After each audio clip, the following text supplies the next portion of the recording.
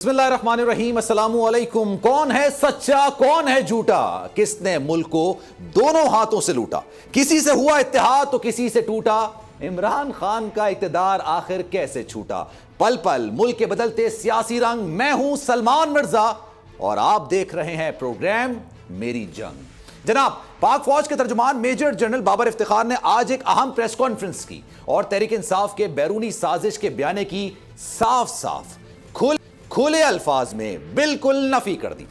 DGISPR ने जिस तरह से पाक फौज के मौकिफ की वजाहत की है, उससे बहुत सारी चीजें क्लियर हो गई हैं। बाबर इफ्तिखार ने बताया कि कौमी सलामती कमेटी के इजलास के एलामे में साजिश का लफ्ज शामिल नहीं है। साथ ही एक बार फिर से दोहराया कि फौज का सियासत से जनाब कोई लेना देना नहीं है और इमरान खान के एब्सोल्युटली नॉट कहने की बात पर भी कहा किसी ने पाकिस्तान से फौजी अड्डे मांगे ही नहीं थे।